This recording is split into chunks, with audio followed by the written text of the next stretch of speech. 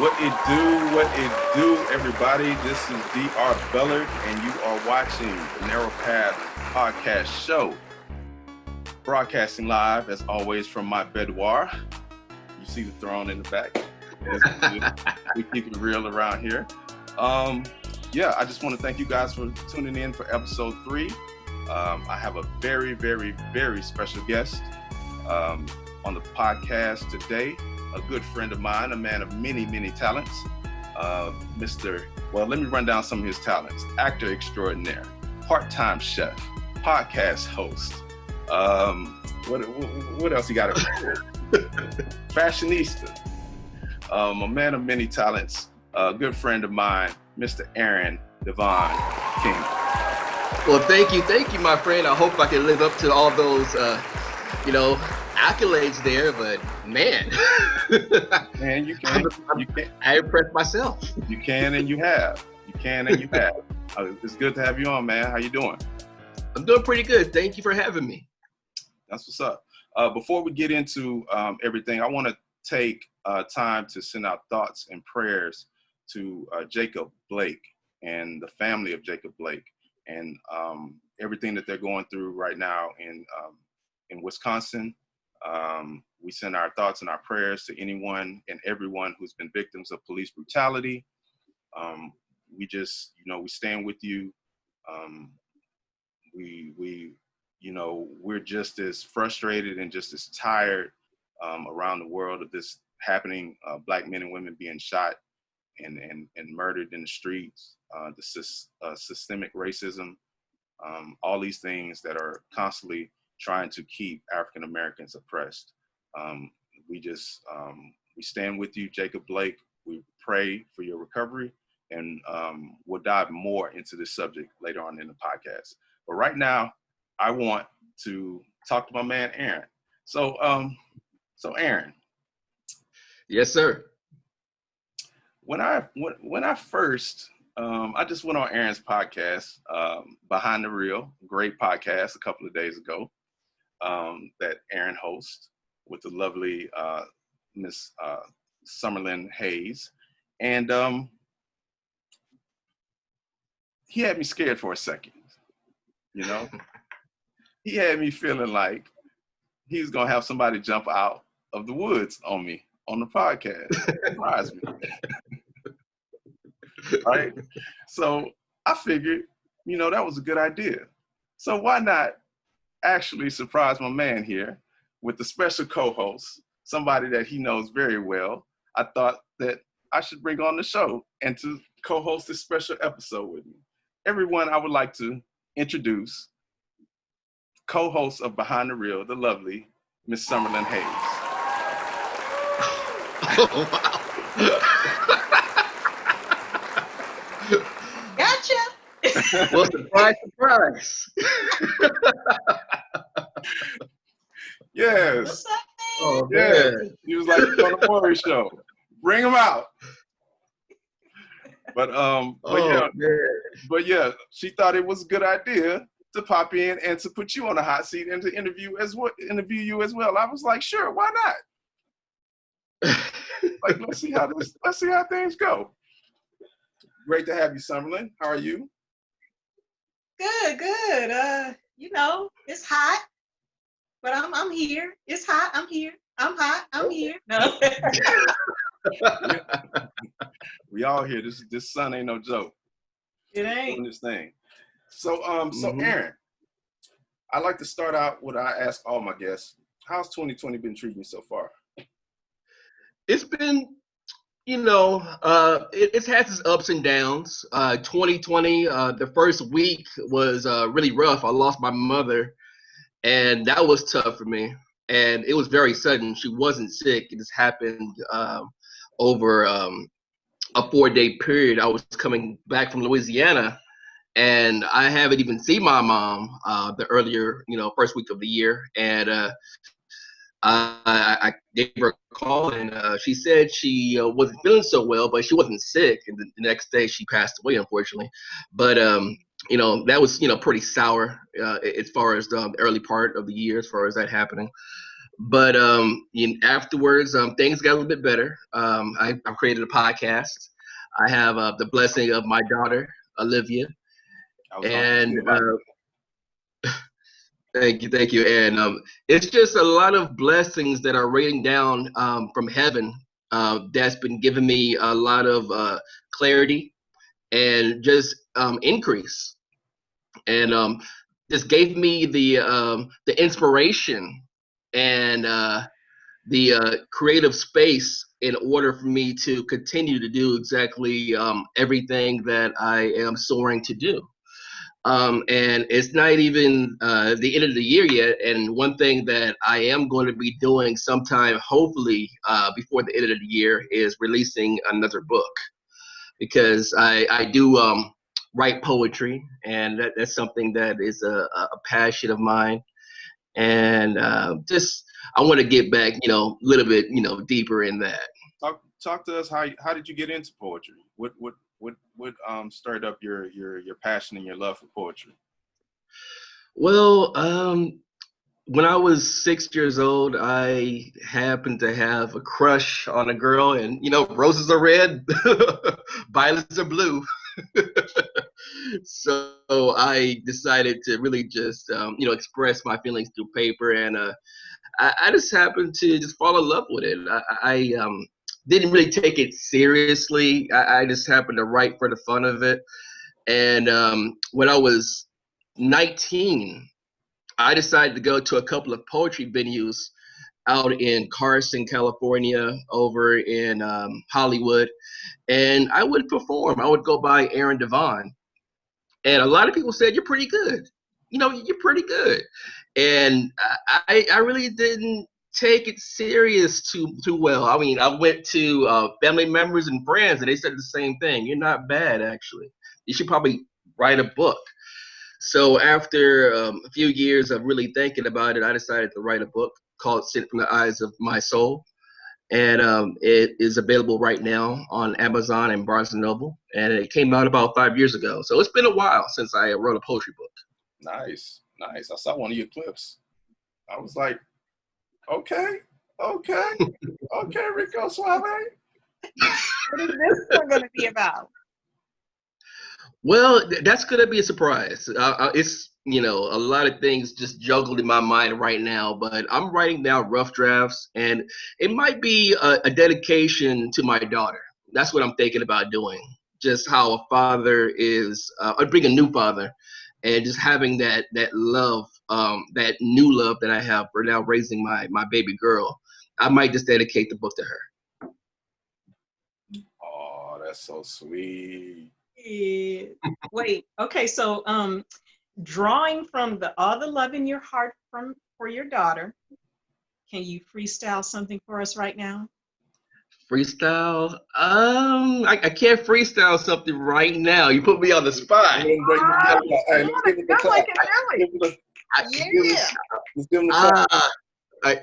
I wish I could. I'm sorry, I can't, you guys. I can't. That's gonna be later on. You're supposed to stay ready. If you stay ready, you ain't got to get ready. Get ready. Yeah. I know. But right? some things I want to keep in the tank. All right. So talk to us about being a father, man. How's that changed your life? This is your first child. Talk to us about your daughter and what's that? What she means to you. She means the world to me. It's just the feeling. It's endless love. I feel like I'm going on my first date, having my first kiss, and it's every day. That's the feeling that I feel being around my daughter. And she's someone that has really encouraged me and motivated me to continue to do what I'm doing, because I'm building a future not just for myself but for her. So there's so many different things that's going to happen over the years, and I want nothing but the best for my daughter, and I want to make sure that I'm there always, and make sure that I guide her every step of the way. Well, I hope I read somewhere that jujitsu. I hope you stay up on jujitsu, because you're gonna need it. I promise you, you're gonna need it. Yeah. Shotgun. So you can could scare her first date. All of that. All of that. I can just tell it's gonna be something else, man. Man, listen, I worry. My daughter's 10, and I still think about it. Like she still got some time, and I still think about it. I'm just like, I ain't ready. I'm not ready. I'm not ready. But daughters change the world, man. She's gonna have you have you wrapped around a little pinky finger. So Definitely. So on the Narrow Path podcast here, I created this podcast to talk to friends of mine who I feel like are extremely talented, who are underappreciated and unrecognized in the industry for their talent. So I want to highlight them and at the same time have conversation and just act a fool, talk shit, whatever, whatever. So tell everybody who's not familiar with you and your work, how long you've been in Hollywood, some of your acting credits, some of the things you've done, theater and things like that. Just kind of run down a synopsis of what you've done and what's going on. Okay. Well, I started theater at the age of 14. My first acting coach and acting teacher was Byron Nora.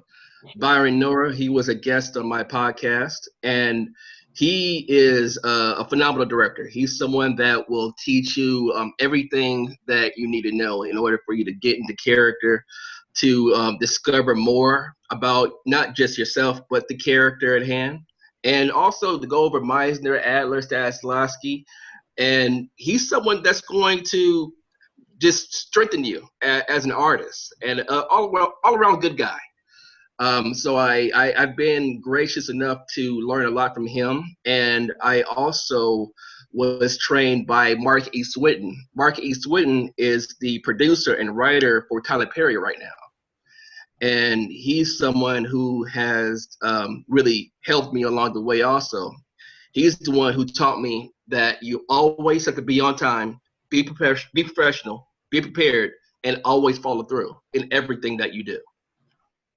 And sure enough, going into my adulthood, that's very true. In everything that you do, you have to be professional and always on time and keep your word. Yeah. So that's always something that was always in the back of my mind in every single production. I've been in West Side Story, Ephraim Song, I Love You Never Knew with Summerlin, which was a few years ago. And I've done a lot of theater, a lot. There's so many different plays I have been in that I can't really name them all. Mama's Kitchen, boy. Mama's Kitchen, Right. Theo Fitzgerald. Theo, but Theo. Yeah. So I can't really count on my fingers and toes how many theater productions I've been in. But as far as independent films, I have starred as a neighborhood kid in a independent film called Eating Lunch with Jeremiah. That was directed by Shelton Mack and starring Elijah Rock. And that was a film that made it to the Pan-African American Film Festival about 4 years ago, and also made it to the New York Film Festival. So I was gracious enough to be a part of that film. And I was also in a couple of web series, which is pretty well, not really popular right now as far as the episodes and the shows I was in, but I was directed by Mark E. Ridley, who was also the director for The Board that I was in that came out last year. Mm-hmm. So I've done a couple of independent films here and there, but I'm constantly on my grind and trying to increase communication and just relationships with different directors, producers, and see what comes our way along the way. Nice. Miss Special Co-host, if you would like to go ahead and jump in there, please feel free. All right, Aaron. Aaron. Yes. Tell us about what you have planned for the future. What are some of the things that you're working on right now that we can get excited about and see and support you in? Okay, well, one thing that I'm working on right now outside of the book, I am working on saving my money for a house, to be perfectly honest. So sometime hopefully next summer. Say that. Can you say that one more time? You were breaking up. when you said that? Oh, outside of my book, sometime next summer, hopefully I'll have my first house. So I'm working on that. Nice. Making sure I have my chips stacked up and have a house for me and my wife and my baby girl. Nice. And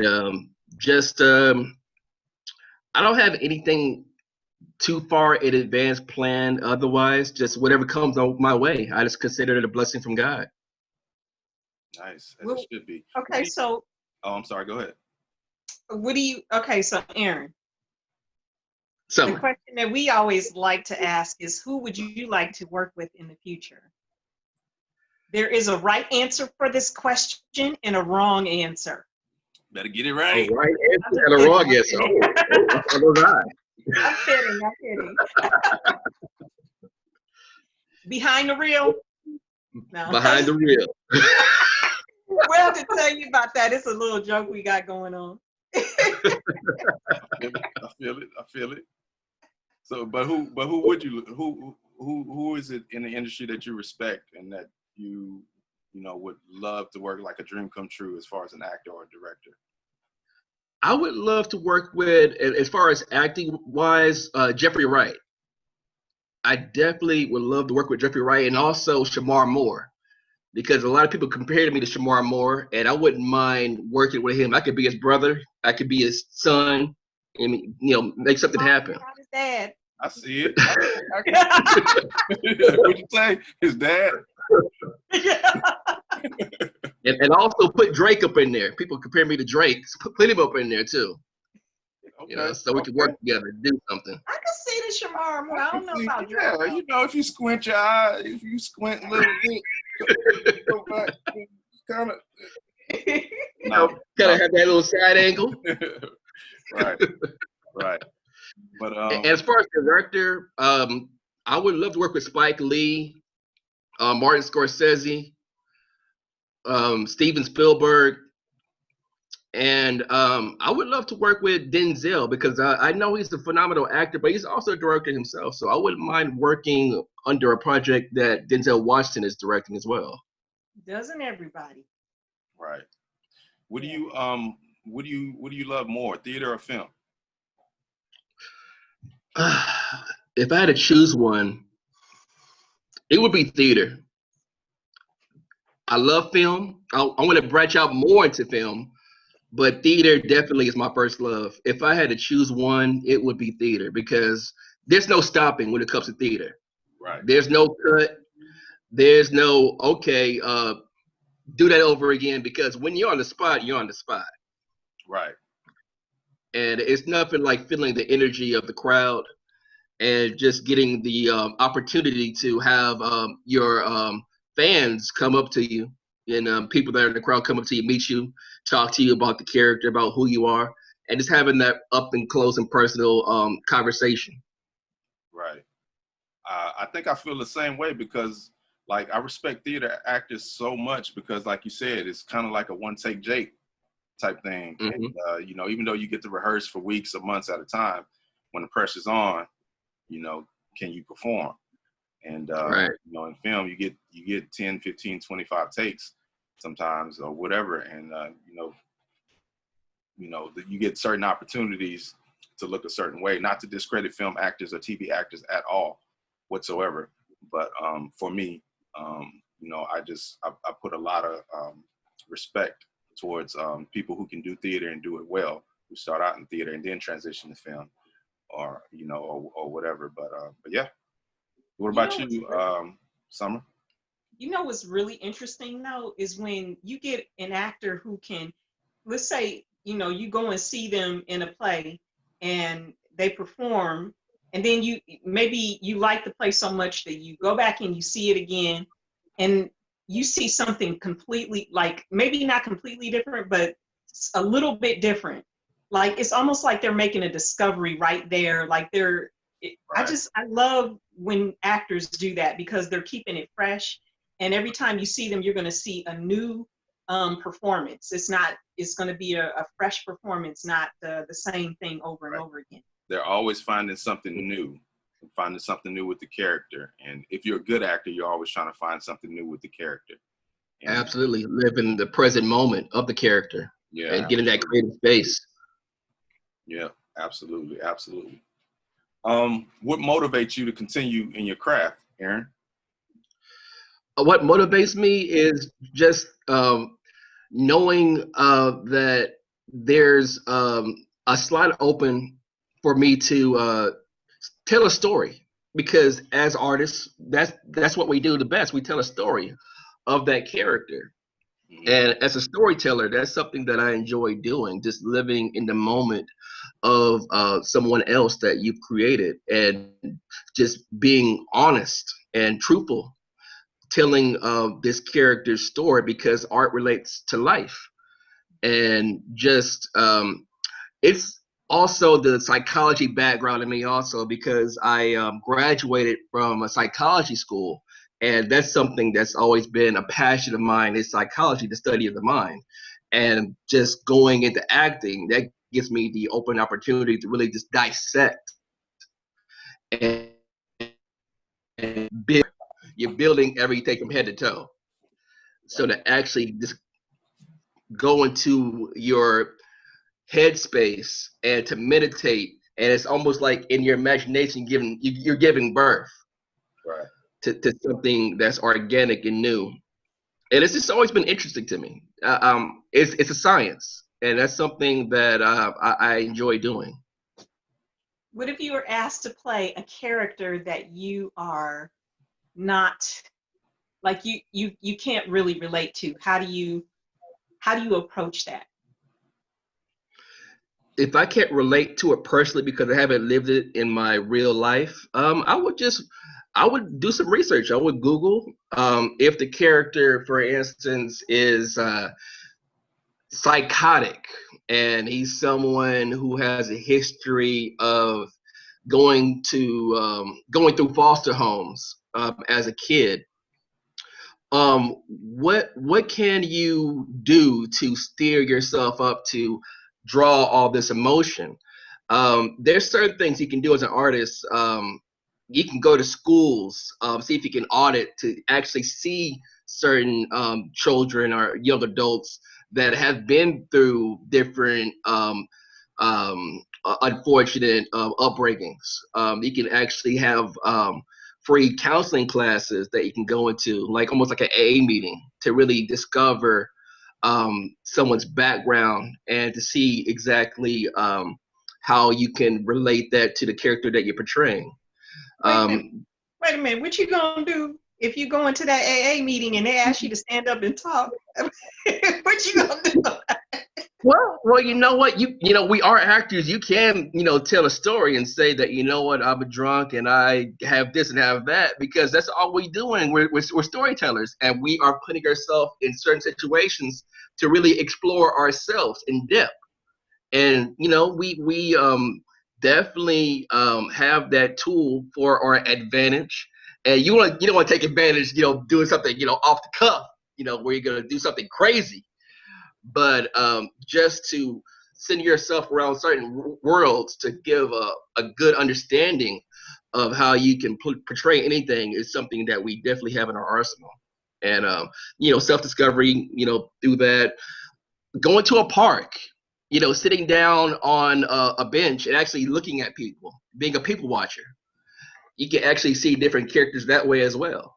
And just reading a book and going deep into a story and finding different things that you can relate to, some things you can't relate to, and seeing if you can, pull it off in your, own spare time.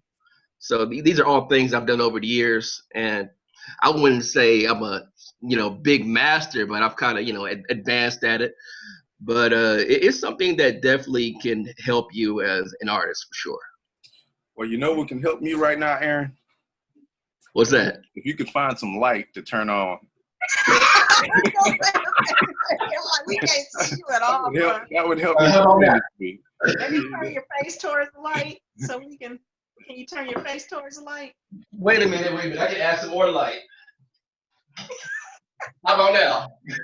There we go. All right. There's is that too much or is that good? Backlighting, and you're kind of standing in the backlight right now. You kind of got to turn your face to the light.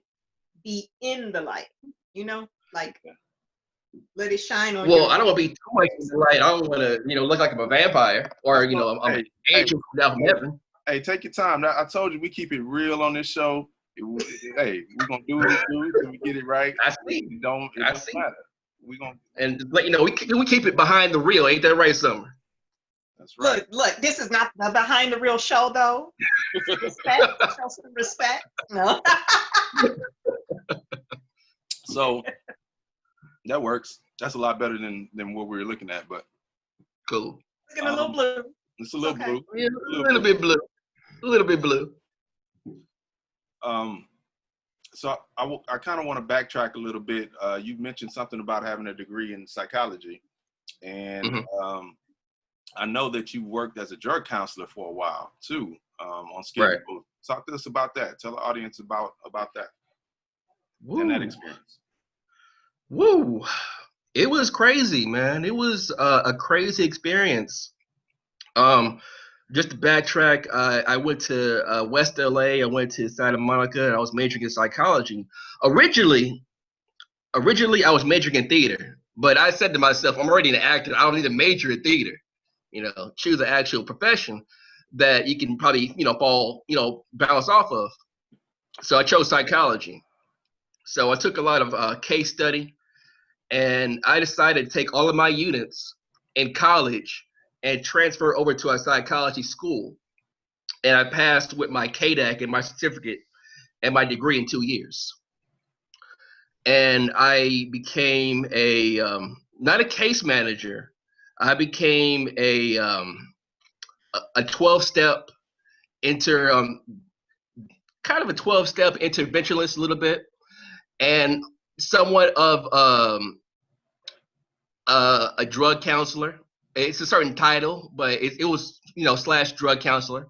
So I first worked over at Skid Row, like you said, and I was there for about 10 months.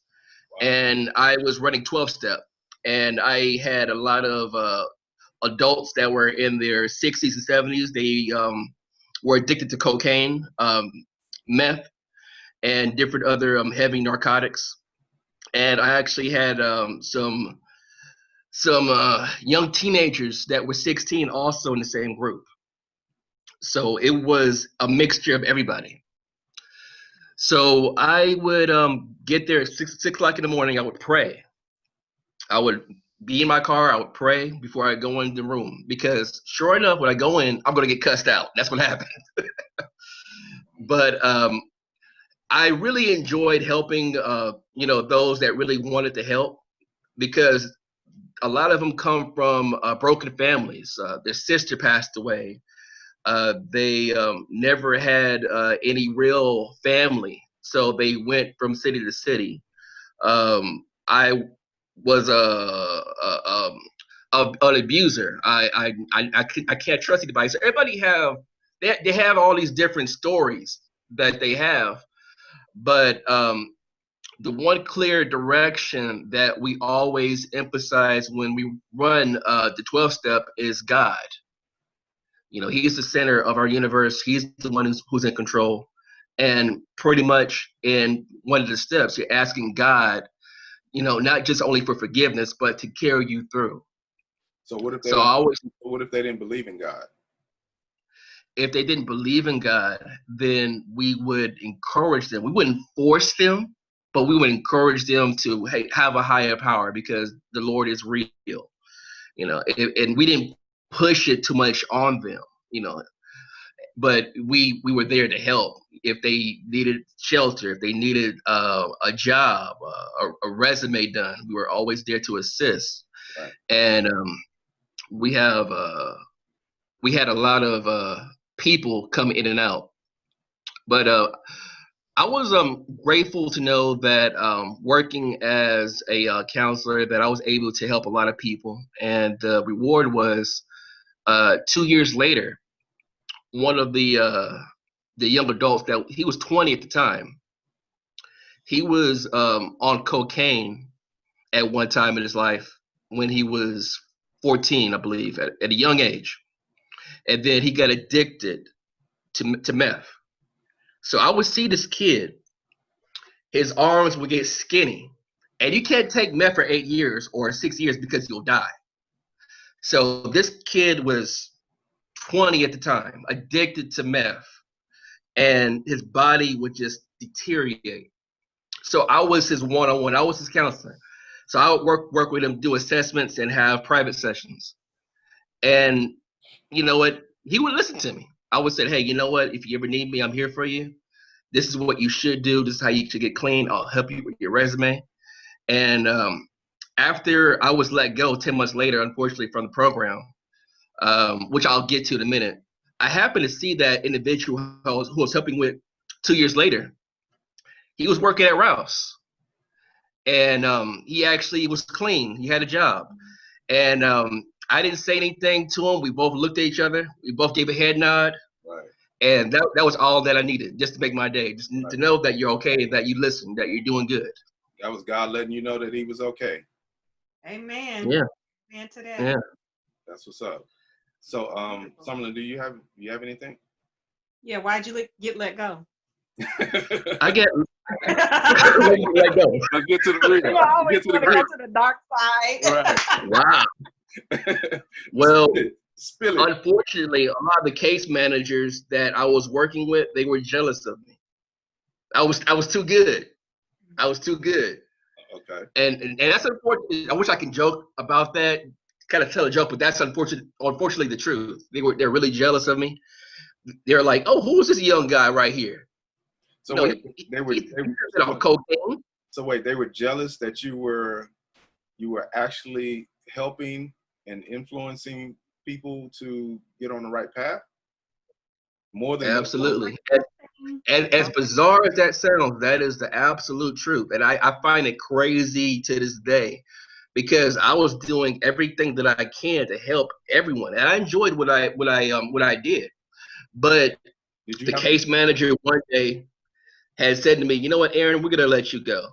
And I'll never forget the one thing he told me. He said, you know what, you never been addicted to cocaine. I know you graduated, you have your certificate, you have your license and blah, blah, blah, blah, blah. But, I don't think this is for you. And you should probably move on. And he was, the head honcho over the whole entire center, over at the Weingart Center. So, you know what? I said, you know what? I don't need you, but I did get hired over in Ventura to work over in a inpatient center. So I did that for 6 months. But and then after that, I realized that it wasn't something that I wanted to do any further because it really got emotional. It got very, very emotional because it was a lot. I enjoy helping people. I worked with kids with autism, special needs, juveniles, but to actually go into a center, an outpatient and an inpatient, and just put on that role and that cap of the counselor, I give people kudos. It's definitely not easy. It's something that can be very draining at the end of the day, and it can be rewarding. But there's a lot of people that die from this. You don't know when they're going to stop because they're addicts, and that's the unfortunate truth. So was this before or during your pursuit of your acting career here in LA? Were you doing both at the same time, or was this kind of like then you did this and then you transitioned into pursuing acting? Well, I kind of put acting on a halt for a minute, just to pursue psychology for about a good 2 years. And eventually I was going to come back to it, but I just wanted to explore that realm. I didn't know I was going to get out in 2 years, but I got a good feel, and I found out that, through everything that I've been through, it's, good to actually, help people that are addicts that really need help. But ultimately, I just couldn't do it anymore. It was something that was a wear and tear, and it takes a lot of your time to really just dissect. It's almost like, in a sense, it's almost like acting, but to a higher level. You have someone's life in your hands. You have to really dissect everything that they're going through currently right now. How was their childhood? where were they yesterday? You really have to keep a tight leash on everybody, and then just have all these different assessments every single week. Mm-hmm. Right. Okay. Aaron, not to jump away from that, but you've had actually some pretty interesting like careers. Like it's funny when you talk to someone who's in acting, you find out all the different things that they did before they actually really delved into acting. And you actually studied medicine at one time. I did actually. I did. Matter of fact, my late grandmother, she had put me in USC at a young age. When I was 12 years old, she had put me in the USC MedCorps program to study medicine. And that was interesting. And I think that also probably piqued a curiosity to kind of lure me into psychology, just to know everyone's medication and what, they're taking in order to, kind of make them, balance them out kind of thing. So, yeah. And that's something that's been all right. Something so you got to tell us now, because you have a formula, and we need to talk about this. You need to share it with everyone. So okay. Since we're going through this pandemic, we talked about this before. You have a very specific regimen that you follow to make sure that your body is in tip-top shape and your immune system is in the best shape that it can be. Please share with everyone what that regimen is. Sure. So what I do, I take elderberry, vitamin C, and vitamin D every day, along with D3. So a lot of cases of people who were affected with the COVID, 80%, at least 80%, didn't have any vitamin D in their system. So that's something that's very important. Shout out to very important. I take that too. Wait a minute, I don't take that. And also zinc. Zinc is too. Flipping. Uh-oh. Okay. You let me get my pad and piece of paper. Write it down. Matter of fact, after the show, we'll text it to you. We got you. We up on game right now. So we up on game. Right. Put it in your pad. But go ahead, Aaron. What were you saying? Zinc, elderberry, vitamin C, and vitamin D. That's all you need. There's other things that's out there also that's really good, but I would take that. And that would constantly, build up your immune system. And it take at least 4 or 5 days out the week. Okay, I'll try it. Nice. Sure. And iron too. Iron. I got some good, nice, chewy, delectable iron pills. They taste like nice. Men didn't have a problem with iron. I thought that was just weird. I thought only women really had like an iron deficiency kind of thing. I don't have a problem with iron, but like from what I was reading, like, if you get your iron up, like the coronavirus, like it can't mess with you as long as your iron is up. So I gotta go back and do some reading. But yeah, I've been taking some iron pills and nice. I had no symptoms. I'm good. So yeah. So okay. Yeah. I'm gonna have to write all this stuff down because we got you. I may take like one out of all the ones that you a good multivitamin to do you good. Okay. One good multivitamin to do you good. So yeah, that's all you need. So Aaron, now, did you go? Go ahead. No, go ahead. I was gonna say, now, did you go to med school because grandma told you to, or because you were interested in it yourself? You know what? I wasn't really too much interested in it. She kind of forced me to do it. She kind of forced me in there to, study medicine. And I'm like, I don't think I want to do this. But it was great. It was fun, being a young kid over at USC, having the opportunity to be with these young kids studying medicine. It was cool. I don't have any regrets. So let's switch gears for a second. Talk to us about everything that your views on everything that's going on in the world with police violence, police brutality, systemic racism, you know, the George Floyd murders, the Jacob Blakes. What's your views on everything that's going on and how people are responding to everything that's going on? It's a hot mess. I mean, we're living in 2020 and racism is still around. It hasn't gone anywhere. And we have innocent Black men and women being slaughtered. For what? For white supremacy? Well, I'm just asking myself this question: when is the injustice going to cease? Because we are the true kings and queens of Nubia. And a lot of people know that, and some people don't know about that. You know, we are the entrepreneurs, the pioneers that are the ones responsible for a lot of things that are going on in this world to this day. Mm-hmm. When it comes to the light bulb, when it comes to the peanuts, everything that we utilize, you know, today as essential was made by a Black man or a Black woman inventor. Better speak it. So it really hurts my heart that we have a father that is distraught because his son was shot 7 times and now paralyzed over in Wisconsin. Mm-hmm. And we have George Floyd, this, for what purpose?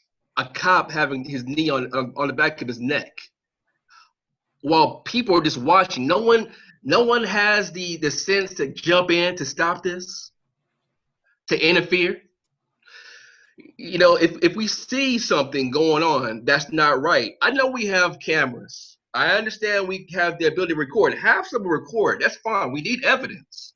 But someone, please jump in. If you see something not right, please jump in. So what do you feel like? What do you feel like the solution is? You know, because everyone protests. We protest. You know, they burn stuff up. They tear down certain communities out of frustration and anger and rage. But what do you think the long-term solution is to racism, systemic racism? The long-term solution? That's a really good question. Really good question. I really do think that the police officers, you know, I'm not saying, you know, everyone that's a police officer is bad, but you do have some cops that are unfortunate, you know, racists out there. I really do think they need a psych course and some more schooling when it comes to. Oh, I think we lost him. Oh no. Aaron, you there?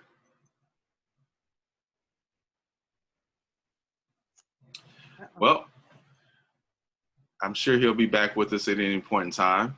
But since I have my lovely co-host here, Ms. Summerlin Hayes, let me let you pick up where Aaron left off. What are your thoughts on everything that's going on, and what are possible solutions, in your opinion, to systemic racism and police brutality?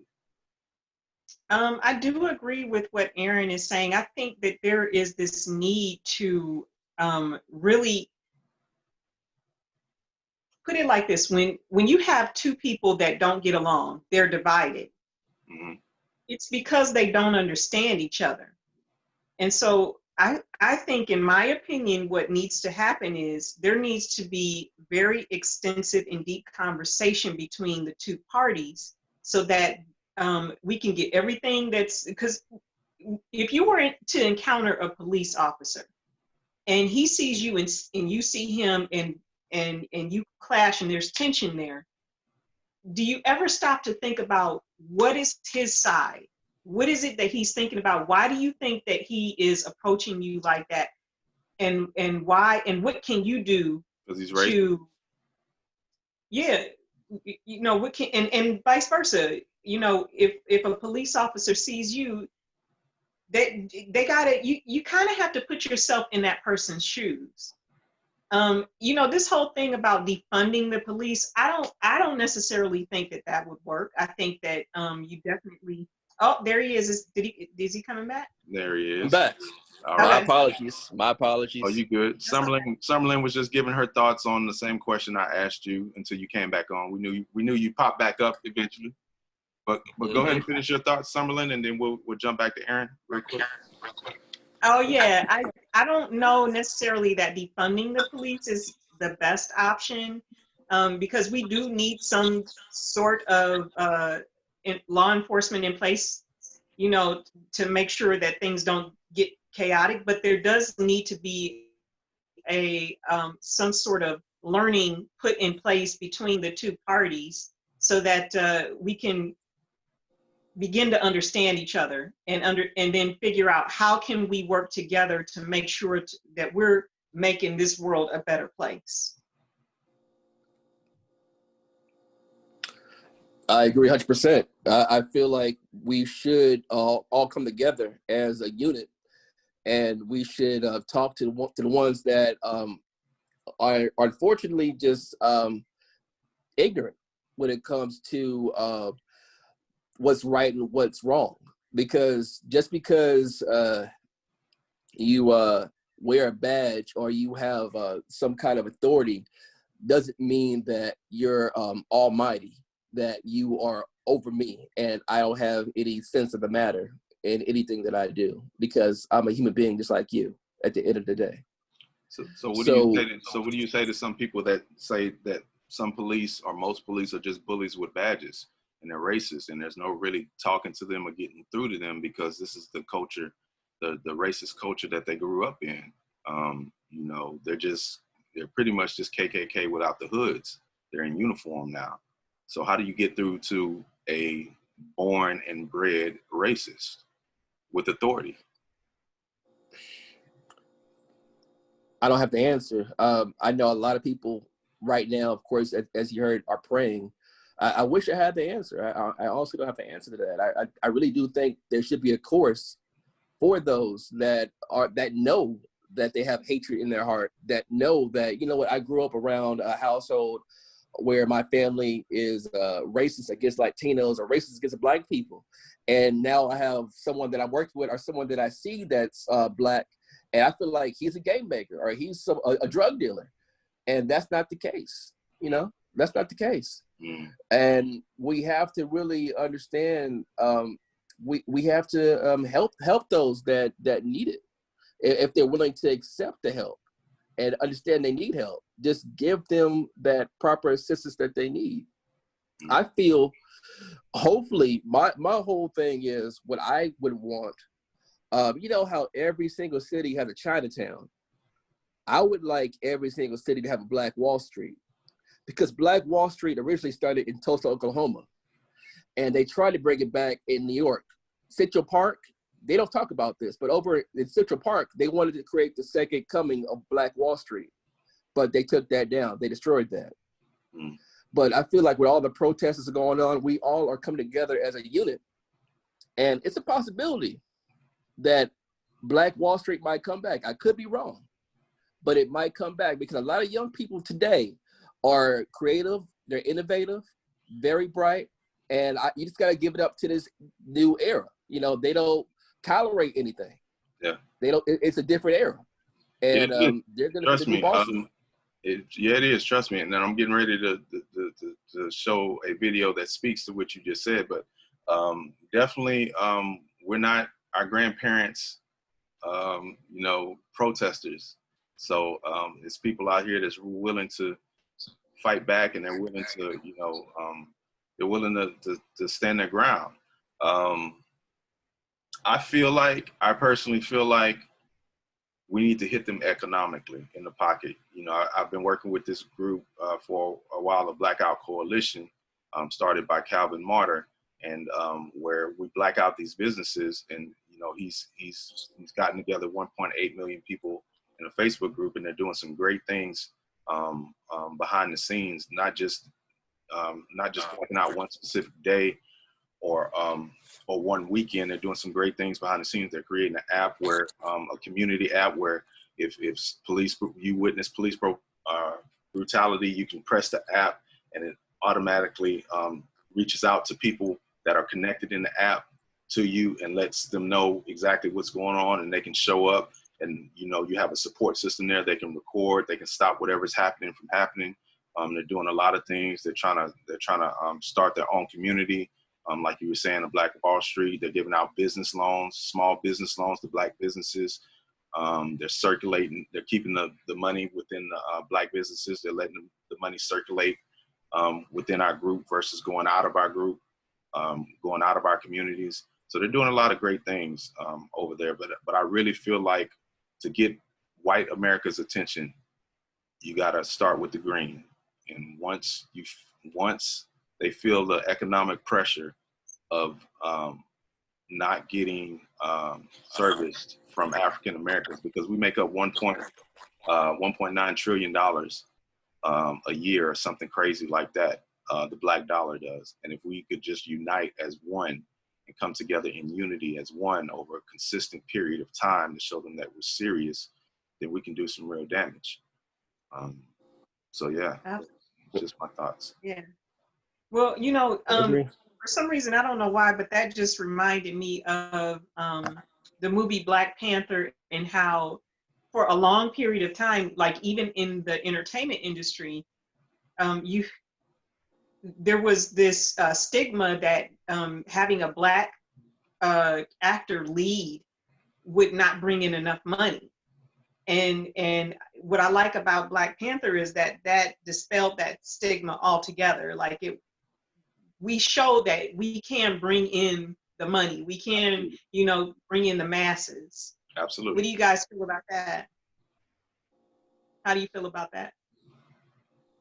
Aaron? I agree. I feel like if we all come together as a unit, there's nothing that can stop us. And that's exactly what one of the things that Black Panther showed us, that we are strong when united.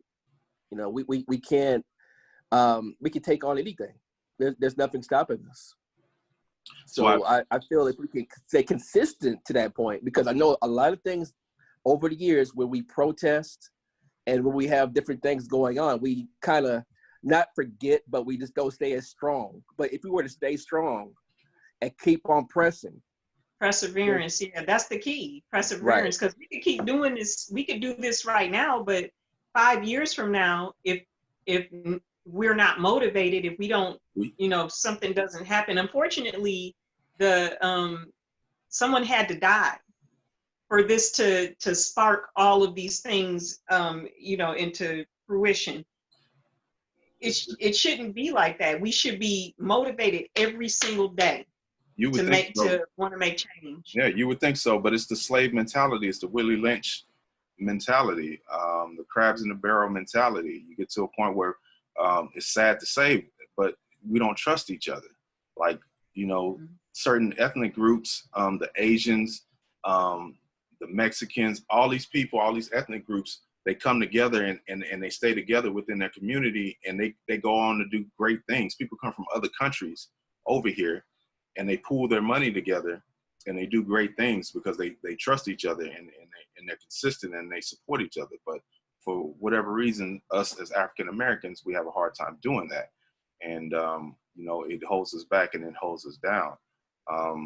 But there's hope. There's hope. Like you said, we come together when we want to support, projects such as Black Panther, #1 grossing Marvel movie of all time, I believe. Yes.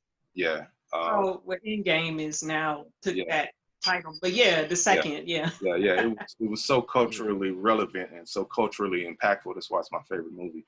But speaking of races, I want to switch. I want to lighten it up here a little bit. Well, actually, it's not going to lighten it up. It might, but it's funny to me. But I have this segment called Funniest Thing I've Seen All Week. So I want to get, Aaron, I want to get your take on this here real quick. Hold on 1 second. Let me share my screen. Mm-hmm.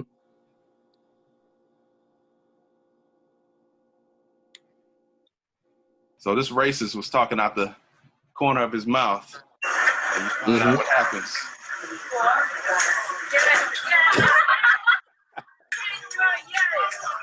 Hey, you had it coming. Hold on, rewind. I was like, can you do that again?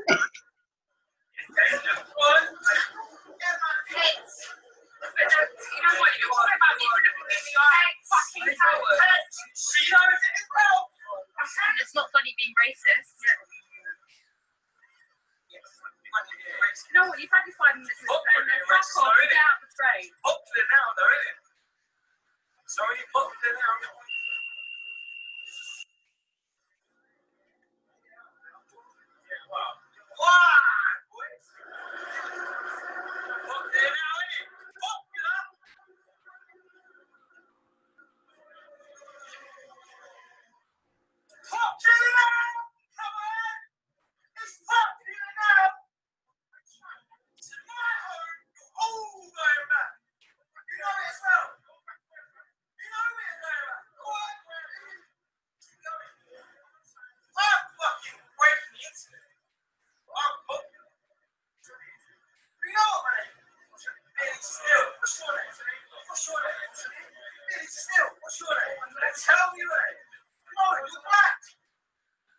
You're black. What does that mean? Oh my God! What does black have to do with anything? What does being black have to do with anything?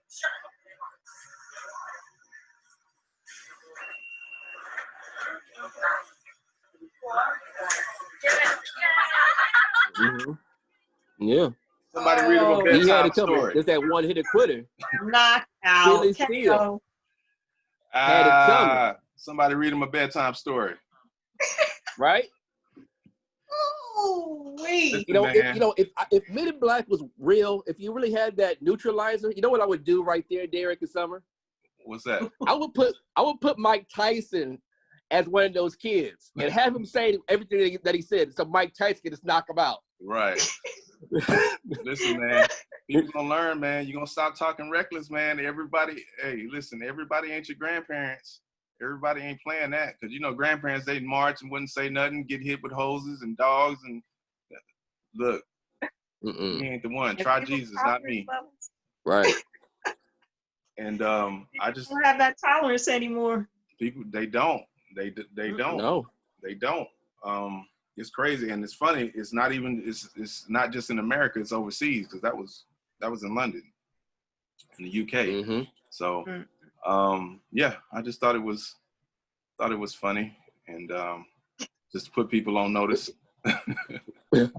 But what's really he had it coming. So salute to those brothers.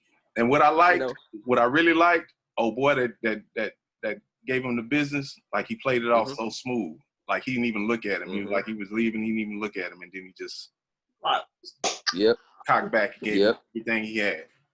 So, hey, man. All right, so I got to play devil's advocate here, though. Okay, right. Can I do that for a sec? Sure, go ahead.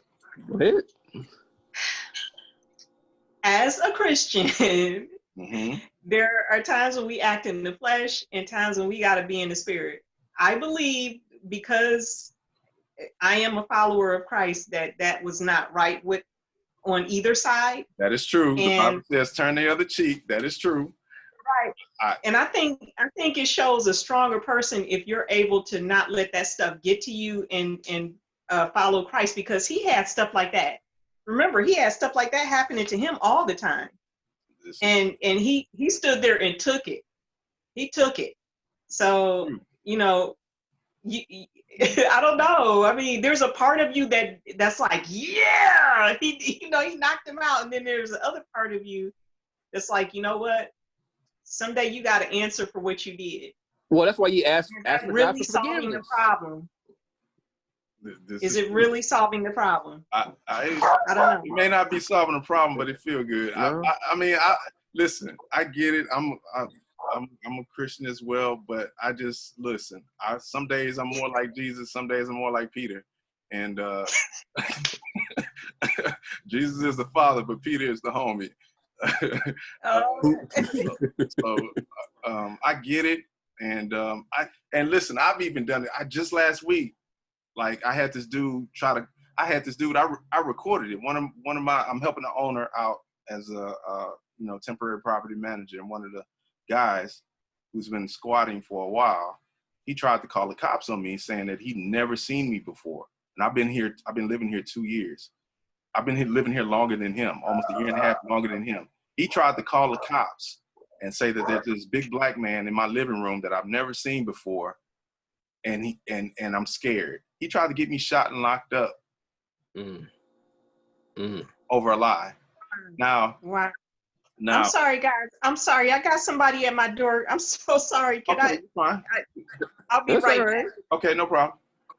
But yeah, he tried to get me locked up, and I could have handled that all sort of different ways. I still didn't handle it the best way. I told him about it, but I could have handled that like all different type of way, but I didn't. So like, I feel like, it's baby steps. It's baby steps. I definitely admire the people who can handle it that way. I'm still working towards that. I don't know about you. How would you have handled that, Aaron? You know what? I probably would have punched him in the face. Honestly, I probably would have done the same thing. We're all Christians, but there's only so much that we can take. Now, yeah, it does say turn the other cheek, and I would have still, prayed for him. Afterwards, I probably would, still pray for him. I wouldn't hold any grudge if I were to see him again. I'm going to punch him because you don't know. He might have changed. You might have knocked some sense into him. Right. But violence is not the answer. It's not the answer. That's true. He definitely needs prayer. Low key, Summer is right. She's completely right. I'm glad she's not here though to hear that. Yes. She's right from a Christian perspective. But hey, listen. Hey man, some days it is what it is. I'm a work in progress. But if he had put my hand, now see, it would have been different if he had actually put his hands on me. Then I could probably justify it. But it's hard out here, man. So listen, before we close out, I want to play this little game that I play with all my guests called Would You Rather. So, okay. Would you rather? Questions, 5 or 6 questions that I usually ask for the audience to get to know you from a different perspective. So we're going to get started here. So question number 1, would you rather have one real get out of jail free card or a key that opens any door? I would have a key that opens up any door. Why? Because there could be a key that can open up your freedom. That's if you're in jail. But does rules account as far as like everything that's going on in the world? Yeah. Oh, that's damn. Then I'll take that back then. Let me just rewind. I'll go, that one get out of jail free card. One get out of jail free card, huh? So you go do whatever you want, and then you're free. Yeah. Okay. Yeah. Okay. Question number 2. Would you rather be covered in fur or covered in scales? Covered in fur. Why? Hey, you know what? When it gets cold, he got something to bundle up in, Okay. I feel that. Warm and cuddly. Question number 3. Would you rather lose the ability to read or lose the ability to speak? To speak. Why? To speak. Because I can talk with my eyes. I can talk with my eyes. I can talk with, my facial expressions. I can be very, very graphic without saying anything. Okay. So there's sign language. There's other ways he can understand me. Okay. Makes sense. Question number 4. Would you rather have all traffic lights you approach be green or never have to stand in line ever again? Woo! You already know what I'm choosing. I don't want to stand in line ever again. VIP status all day long. Yeah. I mean, the DMV. I mean, that's over Oh yeah, I got 80-some people sometimes. I gotta go to DMV this week. I'm dreading it. I've been putting it off for a week. Oh man. I feel you. But yeah, you can go to the store. You can go anywhere. You know, get that plane ticket. No line. You can't beat it. Yep. I agree with you there. All right, last question. Would you rather go back to age 5 with everything you know now, or know now everything your future self will learn? Repeat that one more time. Would you rather go back to age 5 with everything you know now, or know now everything your future self will learn?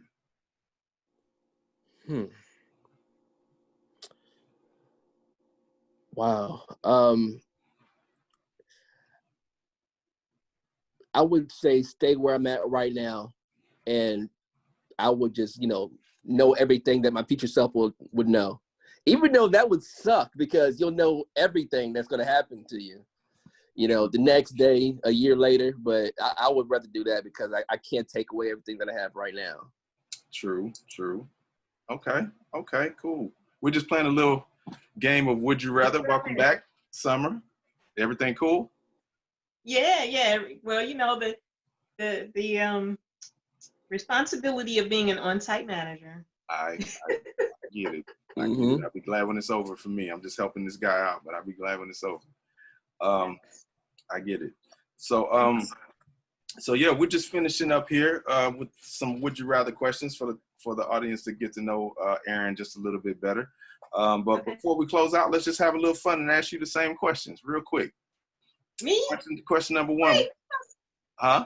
Wait a minute. Wait, what? You flipping it on me? Oh yeah, this is what we do. We off the cuff over here. This is what you got to keep up. This is what we do. Real quick. It's only fair, Summer. It's only fair. Yes, you want to surprise him. Aaron may not like that. You may not mind. Huh? He said it's not. He said this show is supposed to be about me, not This This I didn't say that's that. what he just texted me. That's what he just texted me. This show is all about Aaron. This show is all about Aaron, but we keep it spontaneous. How about what I think Aaron would do? How about that? Matter of fact, that's even better. No. He just gave us. He just gave us his answers. So answer what you think Aaron would do. Okay. Would you rather have, question number 1, would you rather have one real get out of jail card? Would Aaron rather have one real get out of jail card, or a key that opens any door?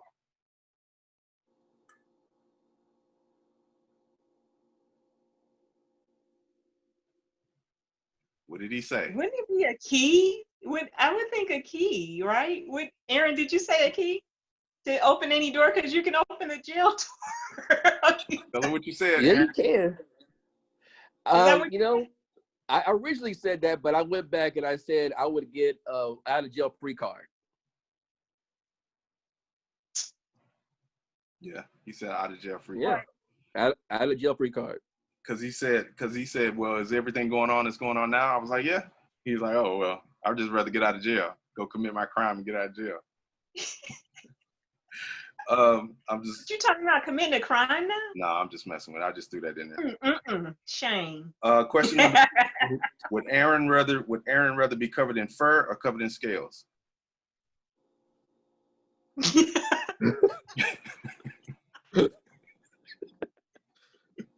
Aaron is such a sweetheart. So initially I'm like, I feel like he would say fur, but Ding, ding, ding, ding. You got it right. He said fur. They're warm and cuddly. Yeah, like he's not. he wouldn't. Yeah, he would want, especially because he has a baby. So he probably wants her to be comfortable when she's laying against him. Good answer. Yeah. Good answer. Would Aaron look like a pimp be my Pippin days? Question number 3. Would Aaron rather lose the ability to read or lose the ability to speak? Lose the ability to read. What'd you say, Aaron? Lose the ability to speak. Oh, Shoot. Tell her why. You know, I can speak with my eyes. I can speak with my hands. I don't need a voice. That's true. I can see that, yeah. Okay, 2 more questions. Would Aaron rather have all the traffic lights he approached be green or never have to stand in line again? Wait, say that one more time. I didn't hear you. Would Aaron rather have all the traffic lights he approached be green, or would he rather never stand in line again? Aaron likes to drive. He loves driving, so I'm gonna go with the green lights. Aaron? Never stand in line ever again. But I do love to drive. I got you. All right. And last question, would Aaron rather go back to age 5 with everything he knows now, or know now everything his future self will learn? Oh, I think I came in on the end of this conversation. Yeah. I think he was talking about the latter, the future. I didn't use my spidey sense for this one though. No. You use it now. I want to say 5, the 5-year-old. Did I get it right? Going back to age 5? Yes, you got it wrong. So what did she do for I don't know you at all, do I? 2 out of 5? 2 out of 6? 1, 2, 3, 4, 5. 2 out of 5? 2 out of 5. That's okay. That's okay. Well, guys, it has been fun. It has been fun getting to know you just a little bit better, Mr. Aaron King. I thank you for being on my show, Narrow Path Podcast Show. Ms. Thanks for having me. I thank you for co-hosting and giving Aaron this little surprise. We thought we'd give him a little jolt to assist him, something he wasn't expecting. And we're going to definitely have to do this again. Definitely. Of course. Yeah. Aaron, please tell people where they can find you, all your social media handles, Instagram, Facebook, YouTube, whatever, where they can find you, where they can find your work. And yeah, just let the people know where you're at. Sure. You can find me on Instagram at Devon King. That's Devon King. Also, you can go to my website, aarondevonking.com, to check out my podcast, my IMDb, and everything that I'm working on. You can find me on Facebook, and you can find me on the Behind the Real podcast with my co-host, Summerlin Haynes, on Anchor, Spotify, and any other podcasting platform. And also, just keep me in your prayer because we might go to iHeartRadio pretty soon. Nice. Woo, woo, woo. That's what's up. That's what's up. Once again, thank you. This has been a Narrow Path Podcast production. Please like, share, and subscribe if you enjoyed the conversation. And we would definitely have to do this again with Mr. Aaron King. And thank you once again, Miss Lovely Summerlin Hayes, for being my co-host for this episode. And we will see you guys later. Talk to you later. Thank you. Holla. Have a good one. Bye-bye.